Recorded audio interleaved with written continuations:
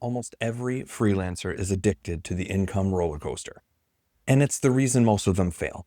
We think the problem is not making enough money, but the real problem is that we pay ourselves like an amateur, not a professional. We treat our business like a piggy bank, and it's killing our careers and our peace of mind. Let's solve that together. Hey everyone, I'm Tom from the Freedom Writers Journal. That chaos used to be my life. And if you're a freelancer, I'm guessing you feel that anxiety too. So in this video, we're going to fix it. We're going to answer 3 primary questions. 1, what is the single biggest mindset shift you must make to survive as a business owner?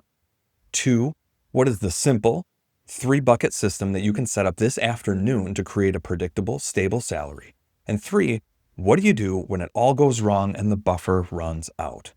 That third one is the one that most people are too afraid to talk about, so you'll definitely want to stick around for that. Before we get started, I am not a financial professional. This is for educational purposes only. You can consult an accountant or another financial advisor if you have questions.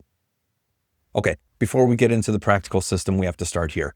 Because the biggest problem isn't your bank account, it's what's between your ears. You have to stop thinking like a freelancer and start thinking like a CEO. Here's what I mean. A coffee shop owner doesn't just grab cash from the register to pay for their mortgage. They know that that money belongs to the business. The business has to pay for beans and rent and taxes and employees. The owner is just one of those employees. You're an employee of your own business. Let's call it Your Name Incorporated. The money that a client pays you does not belong to you. It belongs to the business. You just take a salary from it. Once you make that mental separation, everything changes. You stop reacting emotionally to every payment and every expense. You gain a sense of control and professionalism.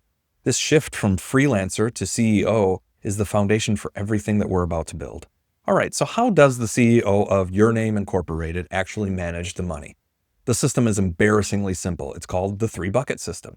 Bucket 1 is income. It's your business checking account.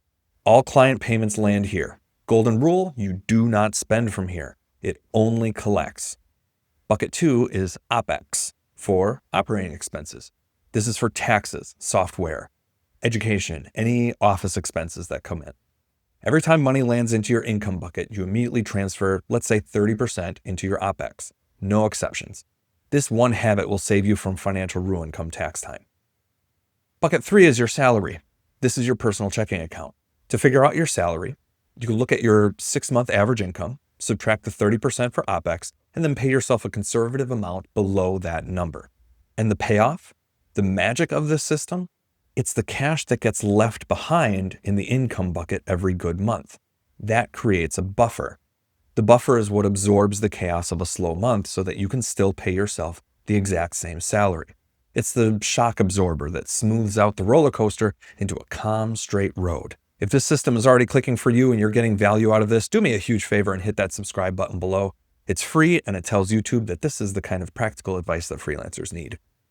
Now, a business buffer is only half the battle. The real secret weapon, the thing that will make you truly unshakable, is building a buffer in your personal life. This is how you buy yourself the ultimate freedom. More on that in a second. This means getting your personal expenses under control. Now, that can be a challenge, especially if you have a family like I do. But it's about being creative. For years, my family used Ting Mobile and saved a fortune on our cell phone bills, while people told us that we were crazy to make adjustments to how we used our cell phones. We use a medical share program instead of traditional insurance. I even bake my own bread and other staples for my family. The payoff here isn't the saving of a few bucks. It's manufacturing flexibility. Every dollar that you don't have to spend is another day of runway that you've just created for yourself. Like people say, wealth isn't the amount of money that you make, it's the amount of money that you keep. It means you can survive a slower month without even touching your business buffer. And that really is the ultimate freedom. All right, I promised we talk about this. What happens when the system breaks? When you have a few bad months in a row, the buffer runs out, and now you're staring at a real financial crisis. First, man, have I been there many times in my career. I've made pennies, and that's with a wife and kids at home. It's not a fun place to be. I don't recommend it, but sometimes it's unavoidable. The number one rule is do not panic. Panic is a terrible business strategist. Be proactive. Call your lenders, communicate. People are more willing to work with you than you think most of the time. If you have a bill that you can't pay, call that payee and mention that you've got a financial hardship right now and you need a little bit of assistance. Most of the time, they're willing to work with you. But the most important thing is to find ways to disconnect your self-worth from your net worth. It is just money. And I hate saying that because I hate hearing it when I don't have any. But it is just money. And it's a storm that you can weather. And the real payoff of this mindset is realizing that you're more resilient than your bank account. In my darkest financial days, we'd still be having dance parties on Friday nights in our living room.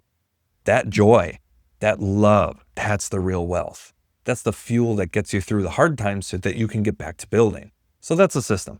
The 3 buckets to create stability, the personal savings to create flexibility, and the mindset to make you unbreakable. This is how you go from being a stressed out freelancer to being a confident, calm CEO of your own life. I'm curious, what's your biggest challenge with freelance finances? Drop it in the comments below. Thanks for watching, and I'll see you in the next one.